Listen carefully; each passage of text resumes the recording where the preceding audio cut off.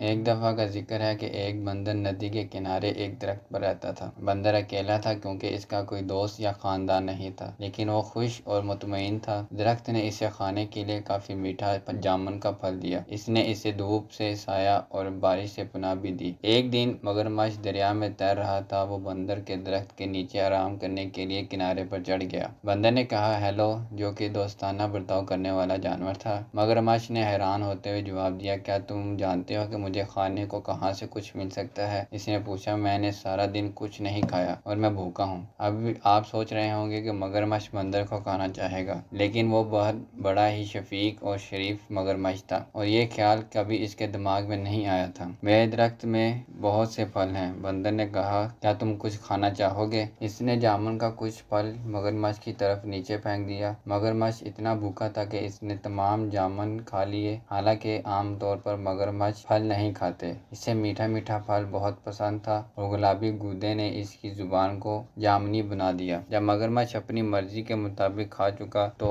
بندر نے کہا، جب بھی تمہارا دل چاہے پھل کھانے کو تو واپس آ جانا۔ جلد ہی مگرمچھ ہر روز بندر کے پاس آتا۔ دونوں جانور اچھے دوست بن گئے تھے۔ وہ باتیں کرتے، ایک دوسرے کو کہانیاں سناتے اور بہت سے میٹھے جامن ایک ساتھ کھاتے۔ ایک دن مگرمچھ نے بندر کو اپنی بیوی اور خاندان کے بارے میں بتایا۔ بندر نے کہا، آج واپس جاتے وقت اپنی بیوی کے لیے بھی کچھ پھل لیتے جانا۔ مگرمچھ کی بیوی کو جامن بہت پسند ہے۔ اس نے پہلے کبھی اتنی میٹھی چیز نہیں کھائی، لیکن وہ اپنے شوہر کی طرح مہربان اور نرم مزاج نہیں تھی۔ اس نے اپنے شوہر سے کہا، تصور کیجئے کہ بندر جب یہ جامن روزانہ کھاتا ہے تو اس کا ذائقہ کتنا میٹھا ہوگا۔ مگر مہربان مگرمچھ نے اپنی بیوی کو سمجھانے کی کوشش کی کہ وہ بندر کو نہیں کھا سکتے، وہ میرا بہت اچھا دوست ہے۔ مگرمچھ کی لالچی بیوی نہ سمجھی۔ اپنے شوہر سے وہ کام کروانے کے لیے جو وہ چاہتی تھی، اس نے بیمار ہونے کا بہانہ کیا۔ میں مر رہی ہوں اور صرف ایک پیارے بندر کا دل ہی مجھے ٹھیک کر سکتا ہے۔ اس نے اپنے شوہر کو پکارا کہ اگر تم مجھ سے محبت کرتے ہو تو اپنے دوست بندر کو پکڑو گے اور مجھے اس کا دل کھانے کو دو گے۔ بیچارے مگرمچھ کو کچھ سمجھ نہیں آ رہی تھی کہ وہ کیا کرے۔ وہ اپنے دوست کو کھانا نہیں چاہتا تھا، لیکن وہ اپنی بیوی کو مرنے بھی نہیں دے سکتا تھا۔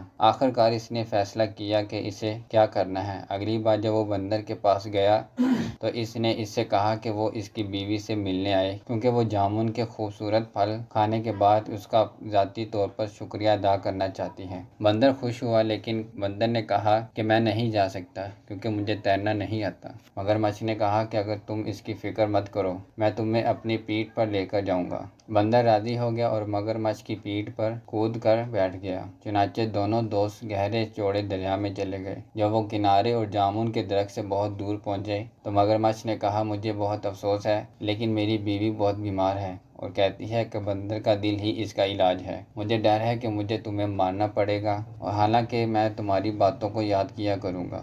بندر نے جلدی سے سوچا اور کہا، پیارے دوست، مجھے تمہاری بیوی کی بیماری کا سن کر بہت افسوس ہوا۔ مجھے خوشی ہے کہ میں اس کی مدد کر سکوں گا، لیکن میں نے تو اپنا دل جامن کے درخت پر چھوڑ دیا ہے۔ کیا آپ کو لگتا ہے کہ ہم واپس جا سکتے ہیں تاکہ میں اسے لا سکوں؟ مگرمچھ نے بندر کی بات مان لی۔ وہ مڑا اور تیزی سے تیر کر جامن کے درخت کی طرف گیا۔ بندر اس کی پیٹھ پر چھلانگ لگا کر اپنے درخت کی حفاظت میں چڑھ گیا۔ میں نے سوچا کہ آپ میرے دوست ہیں۔ کیا تم نہیں جانتے کہ ہم اپنے دل کو اپنے اندر ہی رکھتے ہیں؟ میں پھر کبھی تم پر بھروسہ نہیں کروں گا، نہ ہی تمہیں اپنے درخت کا پھل دوں گا۔ چلے جاؤ اور کبھی واپس نہ آنا۔